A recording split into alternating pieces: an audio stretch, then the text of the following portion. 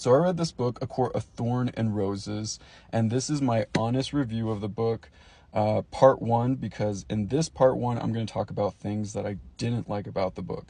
Tomorrow, I will do a part two about all the things that I did like about the book, so don't get mad too quickly. So, first thing that I didn't like about this book is the pacing. I felt like the pacing of this book was very slow. For the first couple chapters, it's all right, but then after that, the next 200 pages feels like it takes forever. Like, you know how when you read a book and you get so invested that you just keep want to read and you read all night long? I almost felt the opposite for this one. Because I knew this book was so hyped and everyone told me it was so good, I kept thinking, this has got to be good. I got to keep reading, but it almost felt a little bit like a chore. But then after that, after the first 270 pages or something, then the author goes like, ta-da, it was actually all important, all that fluff you read. And to me, it almost kind of seemed like a cop-out, kind of like if an author's writing a book, they don't know where to go with it, and then they're like, suddenly get a stroke of genius and say, okay, now here is the plot, here is the main bad guy, this is what's going to happen next, I need to end the story. And it's like the author doesn't want to go back and delete all the fluff, they want to keep it, so instead they'll put pepper a little things here and there to be like, see, it was actually all for a reason. So that's what I kind of felt like with this book a little bit. The pacing was just a little bit too slow, and when it even did pick up, it still wasn't that interesting, but that's just my opinion. The other thing I didn't like about this book is the main character. I felt like this main character was a little bit unlikable, and especially in the beginning, and I felt like she was also a little bit plain in voice and personality. Like, her only defining characteristic is the fact that she's kind of like an artist, and she doesn't really embody that kind of artist spirit. It's almost more like, oh, I like to paint and I paint, and we'll bring up paint references every once in a while. So I felt like this character was a little bit plain. And the other thing that bothered me was, so she had to hunt for her family her whole life. She's been poor most of her whole life, starving, hungry, and then she kills this wolf, and because of that, there's this treaty. The wolf turns out to be a fae, and there's this treaty that says if you do this, you either have to be killed or you have to be their slave or something like that. And it turns out they're like, well, you know, we actually are just going to treat you like royalty, and now you get to live in a palace or a mansion or whatever, and you get great food, great clothes, all these things, and we're going to be so respectful and kind to you. So you would think that a character would be like, oh my goodness, thank you so much, like show so much gratitude, like, and I really wanted to see when she ate food for the first time, just relish it, just love it so much, just be so grateful and thankful. But I felt like the whole time she was just a little bit sassy, kind of like the personality of a person who grew up in a first world country, who had a cushy life their whole life, and now they have to live in this place that they don't want to live in necessarily. This is how they would react. So that kind of bothered me a little bit. The other thing is, not only does the main character seem a little ungrateful and plain, but I felt like I wanted to see more diversity in personalities in this book. So I felt like there was the main character, and then there were the two guys, Lucian and Tamlin, and if it wasn't specifically stated who was talking, a lot of times I was like, wait, which one is talking? Because they almost seemed like they had the same voice.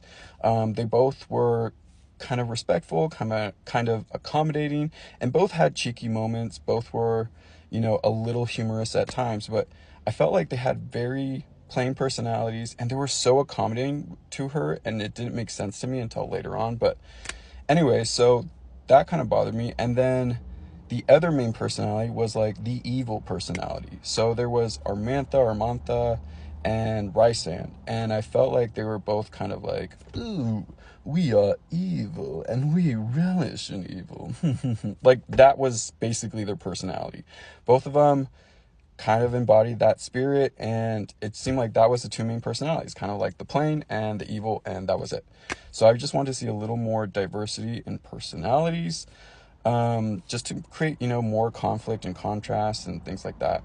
The other thing that bothered me about the book is the descriptions.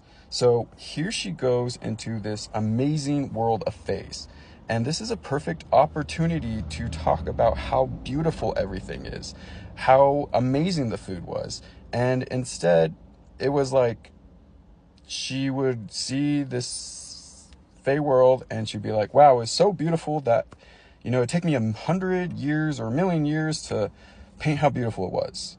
And me as the reader was like, okay, so what did it look like exactly? Same thing with some characters. It was like, oh, she had this expression on her face that it would just take me so long to ever master or paint what that expression looked like.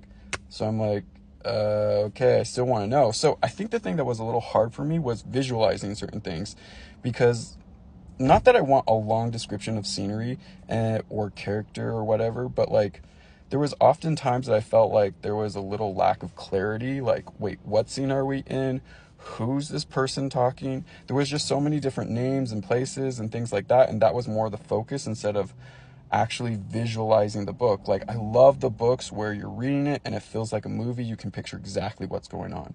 So that was another thing I didn't really like about the book.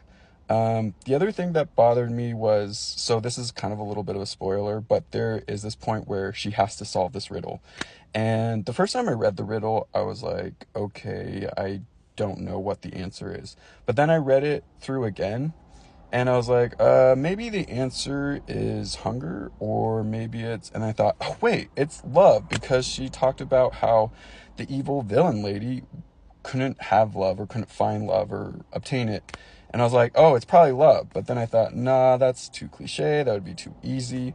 So then the protagonist has to go into a dungeon, I think for like a month or several days. And she had memorized the entire riddle. And she would be free, and everyone would be free if she could solve this riddle. And she has so many days, and she keeps repeating it over and over. And she's like, oh, I'm just a dumb human. I can't figure this out. But I'm like, you've had so many days, and then, sorry to spoiler, flash forward, in the end, she figures it out, and the answer is love. So I'm just like, wait, it's funny how you say you're like a dumb human, you can't figure this out. But then there was other times in the book where she was actually really smart. She's like, I entered into this room, and I memorized every single thing. I memorized every way that I could escape and get out and be free or whatever. Like, so it was just like times that she was super smart and times that she couldn't solve a basic riddle. So that was a thing that kind of bothered me as well. The other thing that bothered me was just how fast she fell in love with Tamlin. So Tamlin's the main love interest. I just felt like even though there was a lot of dialogue and I didn't feel the psychology of how she fell in love with him so quickly. Like Twilight is a very good example of a book that, takes you from this girl who's intrigued by this guy to obsessed to madly in love, and you can see why. With this book, it almost felt like she didn't like the guy. She was attracted to the guy. She couldn't see his face really because he has a mask, but she liked his blonde hair and tan skin. I don't know. And then she slept with him, and now she's madly in love with him. That's what it kind of seemed like. I just felt like it was a little too quick, and now suddenly he's her everything, and she's willing to do anything for him. The other thing that bothered me with this book is the character Rysand. I thought it was most interesting when he would talk and stuff like that, but like there was this point in the book towards the end where she was told not to drink the wine, and that's another thing that bothered me. She just kept doing dumb mistakes. She was told, don't drink the wine, bad things will happen, do not do it. So what does she do? She drinks the wine, and basically he takes advantage of her. They say she's dancing, but then they clarify that no, you're not really dancing. He's basically having his way with you. You're doing the dirty, and you're doing it in front of the man you love, and it's humiliating, and she just has to keep doing it. And I didn't really like that because I felt like a lot of people told me this book was smutty, but I felt like there was no smutty parts, and then there was this non-consensual part, and it didn't seem like the direction of the book, and I just really didn't like that. So basically, those are the things that I didn't like about the book. Not that all the book is bad. You should still check it out, read it to know for yourself, but that's just kind of my thoughts. But tomorrow I'll talk about the things that I did like about the book.